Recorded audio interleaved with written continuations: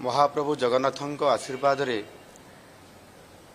एवं यशस्वी प्रधानमंत्री नरेंद्र मोदी जी मार्गदर्शन रे मु एक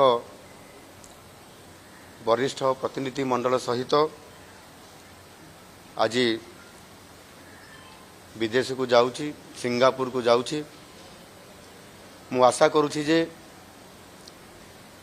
जेते बेले सारा विश्व इन्वेस्टर्स माने भारत रे इन्वेस्ट करने को चाहिए सेते बेले ओडिशा निश्चित भाव में समानंकर प्रथम पसंद हब। सिंगापुर मोर स्पष्ट वार्ता हब जे बिजनेस करबा पई ओडिशा संपूर्ण भाव में प्रस्तुत होकरी अछि एवं भारतर विकासर कहानी रे ओडिशा समस्तंकर पई प्रथम पसंद हब। निजर उन्नत शिल्प वातावरण पई सिंगापुर प्रसिद्ध।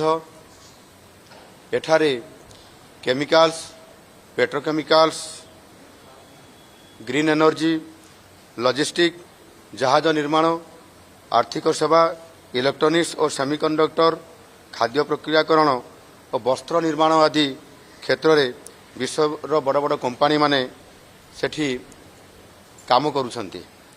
आमे सही सब कंपनी गुड़िकर शीर्ष नेतृत्व मानकर सहित आलोचना करिवु एवं ओडिशार जो प्राकृतिक संबल अछि, दक्ष मानव संबल अछि एवं आमर उन्नत शिल्प नीति अछि, ये संपर्क रे समस्त उद्योगी मानकु आमे जणैबु। आम रोड शो माध्यम रे मु ओडिशार 4.5 कोटी लोकंक पक्षरु आमर टीम को नेकी जो विदेश को यात्रा करुछि शिल्प जगतर शीर्ष नेतृत्व मानकु विकसित ओडिशा गठन पाई ओडिशा रे व्यापक भाव में पुंजीनिवेश करबा पाई एवं बहु संख्या रे नियुक्ति सुयोग सृष्टि करबा पाई आमे निमंत्रण करिवु।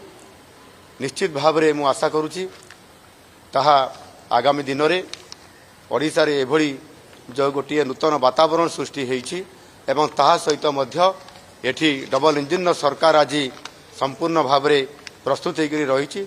आउ मोर आशा निश्चित भाव में आमे सफल होकर आसीबु। धन्यवाद।